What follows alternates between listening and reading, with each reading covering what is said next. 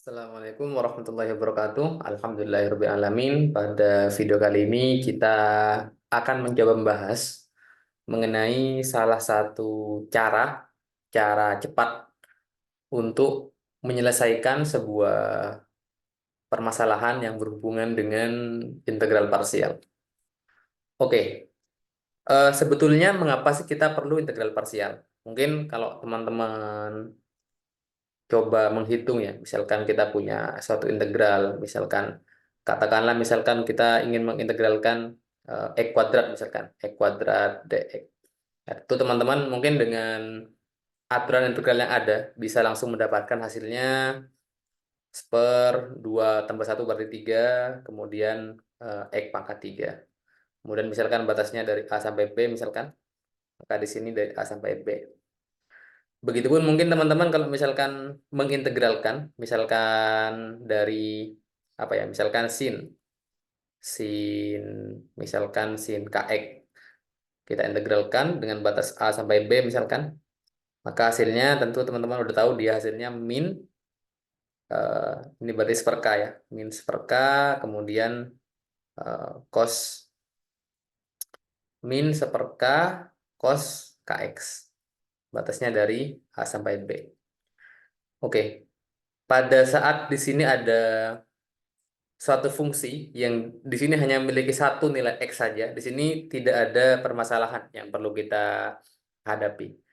Namun yang menjadi permasalahan pada saat kita menemukan fungsi, katakanlah ini fungsi ya, fungsi yang dia merupakan perpaduan. Katakanlah di sini ada misalkan x kuadrat e pangkat x. Nah, di sini ada dalam satu suku dia terdapat dua variabel x di sini.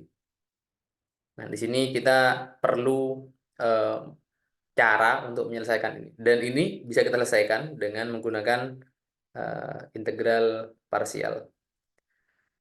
Nah, namun yang menjadi fokus pada video ini kita akan mencoba mengerjakan integral parsial, namun dengan cara, dengan trik yang sedikit berbeda dengan cara pada umumnya. Oke, sebelumnya kita perlu mengklasifikasikan dulu. Di sini kalau kita bicara suatu yang fungsi yang dia merupakan eh, polinomial, maka ini maknanya ya fungsi yang dia merupakan eh, x atau mungkin x pangkat sekian gitu. Jadi misalkan x, oke ini fungsi polinomial, atau mungkin x kuadrat, atau mungkin x kuadrat tambah 3x min 2 misalkan, ini polinomial juga. Atau bahkan 2 gini, berarti ini kan 2 x pangkat 0 ya, berarti dia polinomial. Nah, ada juga fungsi yang sinusoidal. Nah, contohnya misalkan sin sin x misalkan, atau mungkin cos cos kx misalkan, atau mungkin juga e pangkat min i kx. Nah, ini semua fungsi yang dia sinusoidal. Nah, apa perbedaan antara fungsi yang bentuknya polinomial dengan fungsi yang bentuknya sinusoidal? Oke, kita bisa lihat kalau misalkan kita punya fungsi polinom, misalkan ya, misalkan kita punya misalkan x kuadrat plus 2x min 2 misalkan. Nah, fungsi polinom kalau kita turunkan berkali-kali, pasti ada suatu saat di mana dia nilainya 0. Contohnya ini pada saat kita turunkan satu kali, kita dapatkan dia 2x plus 2, kita turunkan lagi kita dapat dia 2, kita turunkan lagi dia 0. Atau mungkin misalkan kita punya misalkan eh, x pangkat 3 min 5 misalkan. Kita turunkan, kita dapatkan 3x kuadrat. Turunkan dapat 6x, turunkan dapat 6, turunkan 0. Suatu fungsi yang dia merupakan fungsi polinom, pada saat kita turunkan, maka pada turunan kesekian, dia nilainya 0. Nah, tapi sebaliknya, kalau kita punya fungsi yang dia sifatnya sinusoidal, contohnya misalkan sin pi per L X misalkan. Kita turunkan berkali-kali pun dia nggak akan bernilai 0. Contohnya kita turunkan ya, dia dapatnya berarti pi per L cos pi per Lx. Turunkan lagi, dapat pi kuadrat per L kuadrat, kemudian sin, min tapi ya, min sin pi per Lx. Kita turunkan lagi, berarti min pi kuadrat, oh maaf, p pangkat 3 per L pangkat 3 cos pi per Lx. Kita turunkan lagi, kita dapatkan pi pangkat 4 per L pangkat 4 sin pi per L X. Dan kalau ini kita turunkan maka kembali lagi. Jadi di sini sampai kapanpun kita menurunkan persamaannya, kita tidak akan mendapatkan nilai 0. Berbeda dengan fungsi yang polinom. Oke, itu sekedar pengantar. Nah, selanjutnya di sini kita akan coba uh, mengerjakan integral dari perpaduan fungsi polinom dan sinusoidal. Oke, misalkan kita punya fungsi gini, misalkan. Misalkan kita punya fungsi integral x kuadrat sin kx misalkan. Misalkan dari 0 sampai pi misalkan. Oke. Nah, di sini teman-teman harus membedakan ada fungsi yang dia polinom, ada yang sinusoidal. Nah, pada pada integral ini adalah fx fungsinya, dan di sini kita bisa belah menjadi dua. Ada fungsi yang dia polinom, ada fungsi yang dia sinusoid. Atau contoh lain, misalkan kita punya fungsi ini, misalkan integral 0 sampai L misalkan. Misalkan L min X pangkat I L per pi X misal nih ya, dx. Maka di sini kita bisa pecah ini. Kita punya bagian yang dia polinom dan ada yang bagian yang dia sinusoidal.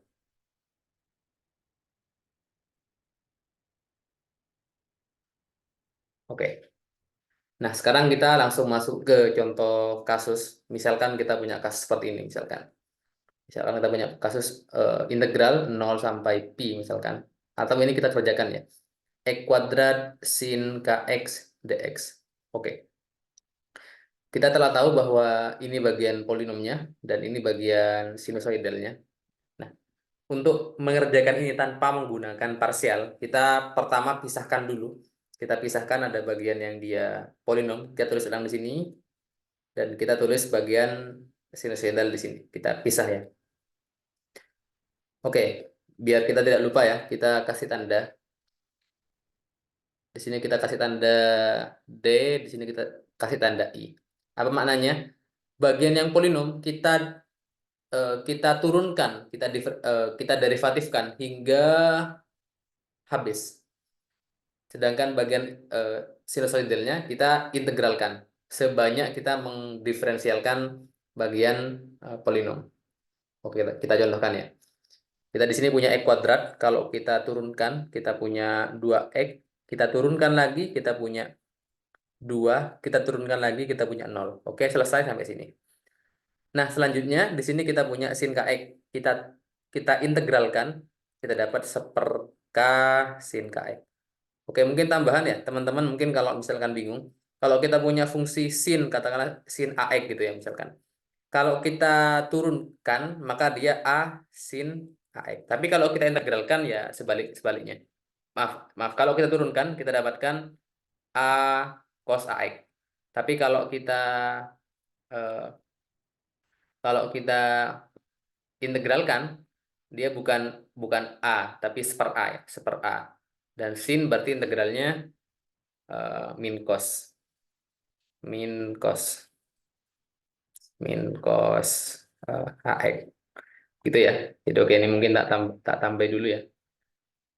Ini misalkan sin, kita kalau kita turunkan ya, kita dapat cos, turunkan dapat min sin, kita turunkan lagi dapat min cos, dan balik lagi dan balik lagi ke sin.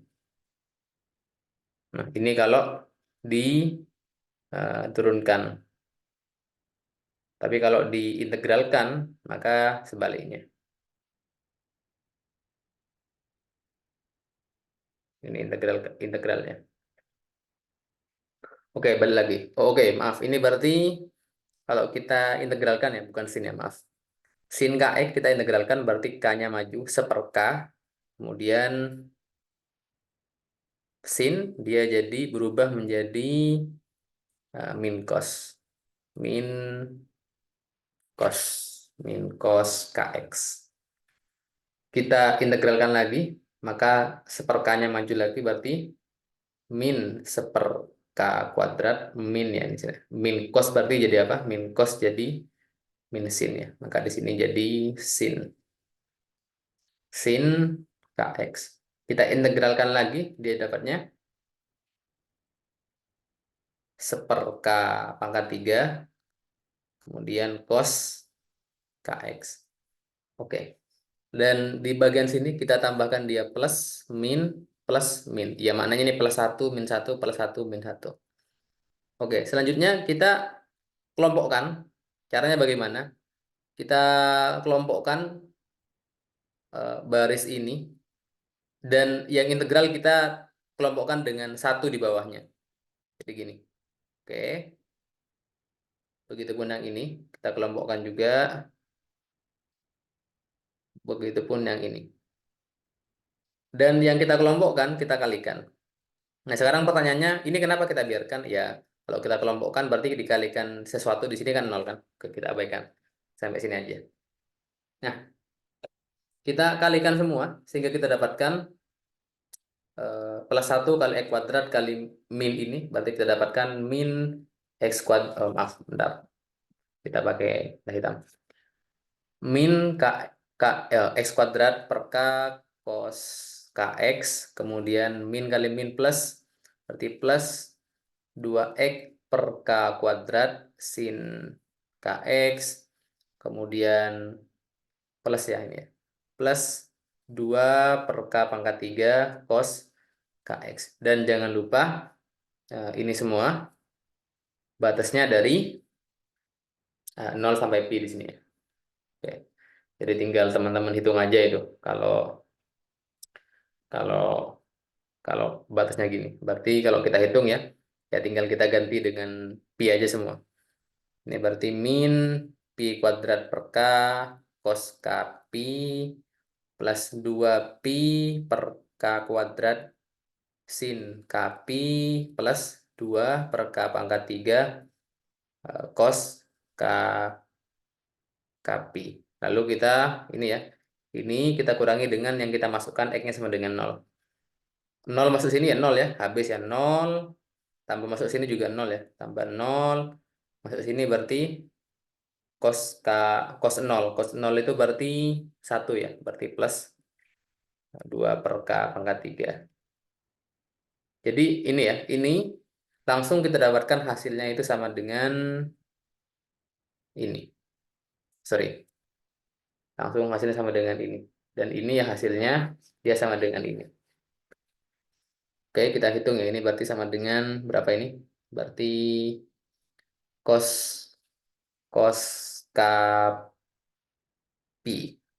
Oke, ya kita dapatkan ini ya. Berarti kita dapatkan min pi kuadrat per k cos k pi, kemudian plus 2 pi per k kuadrat sin k pi plus 2 per k pangkat 3 cos k pi min 2 per k pangkat 3. Oke, contoh lain. Ini misalkan sekarang yang ini ya. Ini gimana cara kita ngitung?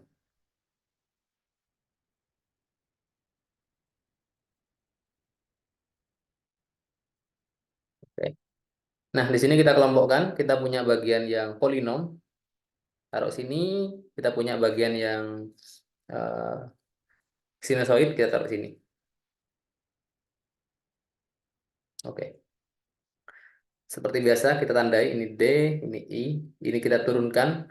Kita turunkan L min X terhadap X, kita dapat min X. Kita turunkan lagi dapat min 1. Kita turunkan dapat, oh maaf, L min X turunkan terhadap X min 1 ya. Min 1 kita turunkan terhadap X dapat 0. Ini kita integralkan. Integral berarti dia dapatnya apa dia? Tinggal kita balik ya. Berarti Pi per Li pangkat I L per Pi X. Terus Pi kuadrat per L kuadrat I kuadrat pangkat IL per Pi X. Di sini I kuadrat berarti jadi min ya. Jadi min 1 ya. Oke. Jangan lupa ini plus, min, plus. Lalu kita kelompokkan. Oke, ini satunya kita dapatkan ini. Oke, kita tinggal tulis ulang. Berarti di sini L kemudian min X Pi per Li, sorry, Li kemudian pangkat IL per Pi X. Ini min kali min plus ya, kalikan min lagi, berarti min P kuadrat per L kuadrat pangkat IL per Pi X. Oke, kita dapat ini. Tinggal masukkan syarat batasnya 0 sampai apa tadi? Sampai Pi, sampai L ya. Oke, sampai L. Oke, ini tinggal hitung aja ya. Jadi di sini kita bisa langsung straightforward. Kita langsung dapatkan hasilnya tanpa perlu eh, bergelut dengan integral parsial di sini. Nah, kenapa ini penting? Kalau kita teman-teman mungkin mengerjakan permasalahan yang misalkan berkaitan dengan derivatif Fourier misalkan. Nah, di sini kita perlu menggunakan ini untuk meminimalisir penggunaan kita terhadap integral parsial sehingga kita bisa menghemat waktu dalam pengerjaan persamaan atau soal. Oke, seperti itu. Nah, ini mungkin ada satu contoh yang bisa kita bahas sebentar. Bayangkan teman-teman punya fungsi seperti ini, di mana kita diminta untuk mencari bagaimana persamaan fx ini dengan menggunakan analisis Fourier. Nah, di sini eh, pertama ya tentu kita definisikan dulu fungsinya. Ini teman-teman bisa kerjakan ya. Misalkan pada bagian pertama, ini langsung aja ya. Jadi teman-teman bakal mendapatkan fungsinya dia sama dengan di sini itu sorry, fx sama dengan 2D per lx, dan yang bagian sini dia sama fx-nya sama dengan 2D per L min x. Atau kalau kita gabung ya, kita akan dapatkan dia sama dengan, sebentar. Kalau kita gabung, kita dapatkan fx sama dengan 2D per Lx, kemudian 2D per L min X. Ini untuk 0, lebih kecil dari X, lebih kecil dari L per 2. Oke, ini pakai L kecil aja ya. Terus di sini dia L per 2 lebih kecil dari X, lebih kecil dari L. Oke, nah sekarang kalau kita ingin mencari bagaimana fx, kita bisa menggunakan analisis Fourier. Dan oke, misalkan eh, kita anggap dia fungsi ganjil dengan kita cerminkan terhadap ini ya. Hingga kita bisa dapatkan bahwa nilai dari kalau kita misalkan kita punya punya A0 kemudian AN dan BN ya. Misalkan A0 ini A0 ini fungsi pada Fourier yang dia berupa yang tidak mengandung sin atau cos, dan AN ini fungsi yang dia mengandung mengandung cos, dan ini yang mengandung sin. Maka kita bisa dapatkan kalau dia fungsi ganjil, maka kita bisa abaikan nilai dari A0 dan AN sehingga kita bisa menghitung langsung BN-nya dengan menggunakan persamaan BN sama dengan 2 eh, per L, kemudian integral 0 sampai L dari fx, kemudian sin. Di sini berarti NP per Lx dx. Oke, kita sampai di sini. Nah, sekarang kalau teman-teman lihat, pada saat kita masukkan nilai dari fx ya ke sini. Oke, kita coba masukkan aja ya. Kita akan dapatkan dia nilainya 2 per L, kemudian, oke ini kita pecah ya, karena kita punya dua nilai fx yang berbeda. Yang pertama dari 0 sampai L per 2, 2D per L, X, sin NP per L, X, dx. Lalu kita tambah dengan integral dari L per 2 sampai L dari ini, 2D per L, nah, L min X. Kemudian sin NP per LX dx. Oke, kita bisa keluarkan ya 2D per L-nya. Sehingga kita dapatkan di sini 2 per L, 2D per L, integral 0 sampai L per 2 dari X sin NP per LX dx tambah 2D per L, integral dari L per 2 L. Kemudian L min X sin NP per LX, sorry, kalikan dx. Oke, teman-teman bisa coba memisah ini ya. Ini kita coba kasih warna lain. Ini misalkan warna biru, ini warna merah misalkan ya. Oke, kalau teman-teman perhatikan di sini kita berurusan dengan suatu integral yang dia ada dua nilai x di sini, sehingga kita mau nggak mau kita menggunakan parsial. Nah, namun dengan cara yang sudah kita demonstrasikan di atas, kita bisa mengakali ini sehingga kita tidak perlu berurusan dengan eh, perhitungan integral parsial yang rumit. Kita bisa langsung menggunakan trik yang tadi telah kita coba bahas pada kasus ini. Jadi kita bisa kerjakan ini dan ini. Dan kita bisa lihat di sini ya. Ini fungsi yang merupakan gabungan dari fungsi polinom dan eh, sinusoid, begitupun yang ini, polinom dan sinusoid, sehingga kita bisa gunakan cara yang sudah dibahas. Kita bisa pertama mulai dengan ini ya. Ini kita kerjakan dulu.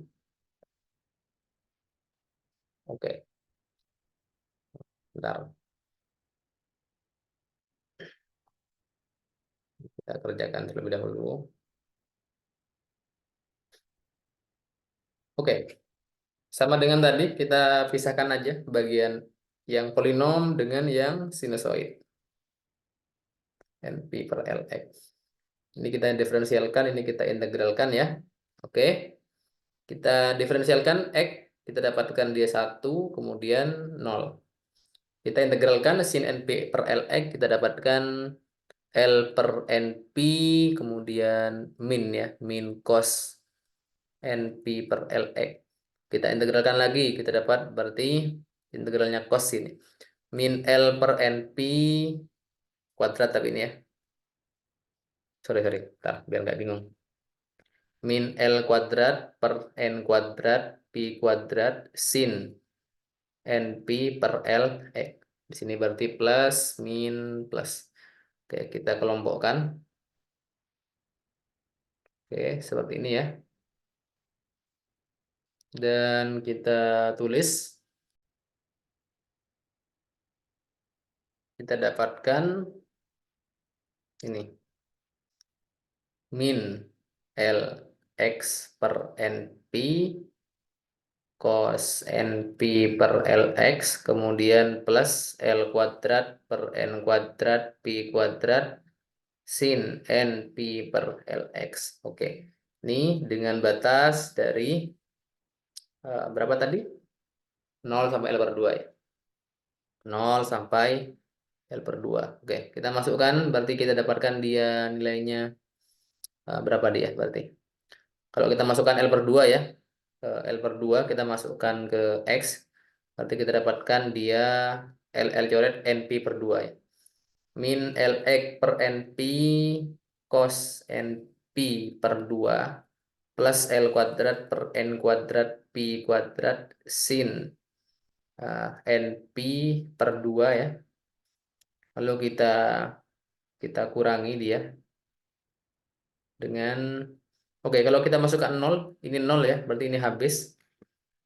Berarti 0 tambah, oke ini sin, kalau kita masukkan 0, berarti ini 0, berarti ini habis. Oke, sehingga kita dapatkan hasilnya ini. Nah, sekarang eh, berapa nilainya cos NP per 2? Cos NP per 2 ini kalau kita masukkan N-nya itu 0, maka dia cos 01. Kalau N-nya kita masukkan 1, dia nilainya 0. Kalau kita masukkan 2, dia nilainya min 1. Kalau kita masukkan 3, dia nilainya 1, 0 lagi. Dan kalau kita masukkan 4, dia nilainya 1 kembali. Oke, kita mungkin bisa biarkan dulu cos NP per 2. Tapi kalau sin NP per 2, kalau sin NP per 2, kita kalau kita masukkan ya, berarti sin Pi per 2 itu 1, sin eh, 2 Pi per 2 atau sin Pi dia 2. Oke, jadi nilainya kita bisa dapatkan antara 1, kemudian 0. Oke, kita bisa biarkan dulu ini ya. Sehingga kita dapatkan di sini nilai akhirnya dia sama dengan ini. Oke. Nah, kita sudah menghitung bagian untuk yang biru. Nah, kita tinggal lanjutkan untuk menghitung bagian yang merah dengan cara yang sama. Oke, sorry, kita tulis ulang di sini. Dengan cara yang sama, kita pisahkan bagian yang polinom dan sinusoid. Ini yang polinom ya, dan ini bagian yang sinusoid. Oke, kita turunkan, berarti dia dapat turunannya L min X terhadap X, dia dapat min 1, turunannya dapat 0. Turunannya sin NP per LX, kita dapat, integralnya, kita dapat dia min L per NP cos NP per LX. Kita integralkan lagi dapat min L kuadrat per N kuadrat Pi kuadrat. Kemudian berapa dia? Cos diintegralkan berarti sin ya. Sin N Pi per L X. Oke. Plus min plus. Kita kelompokkan.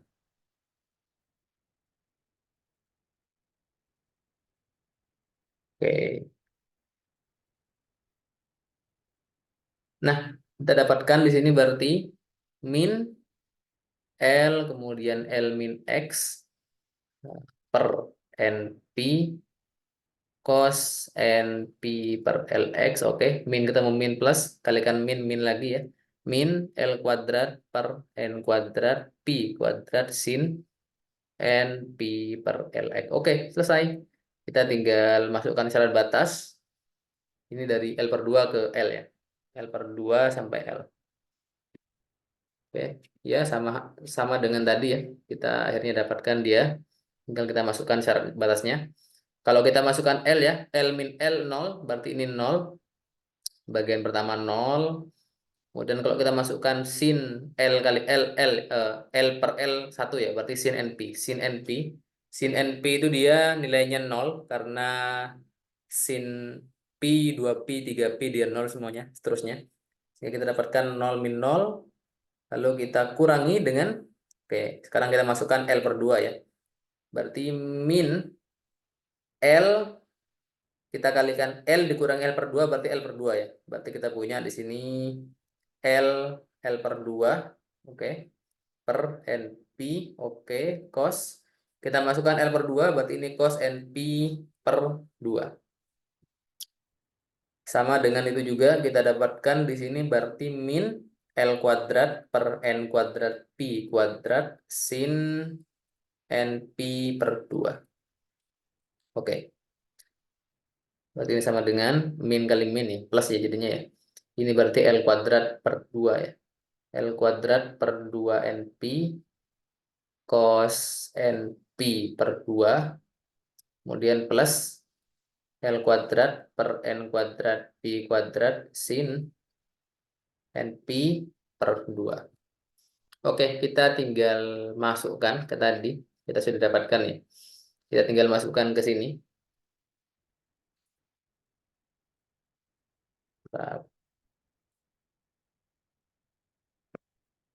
Nah, ini nilai dari apa tadi? AN, BN. BN, oke. Nilai dari BN ya.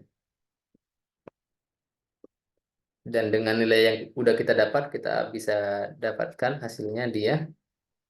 Kita bisa ganti nih ya. Kita bisa ganti ini. Bagian sini kita ganti dengan yang biru tadi. Mana ini? Kita bisa ganti dengan ini. Oke. Oke, kita geser bentar.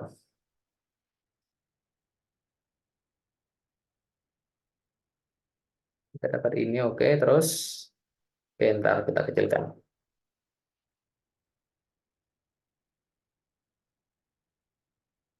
Dan bagian yang merah kita bisa ganti dengan ini.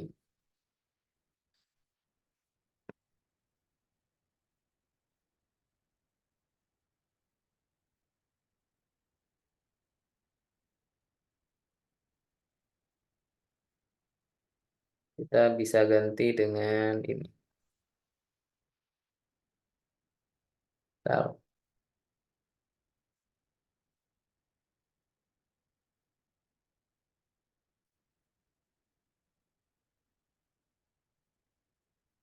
Oke. Oke, kita dapatkan ini. Kita bisa sederhanakan ya. Ini berarti sama dengan 2D dan per L-nya ini keluar ya. Berarti kita punya 4D per L kuadrat. Tinggal yang dalam kurung ya. Yang dalam kurung berarti ini. Kita tambahkan ini.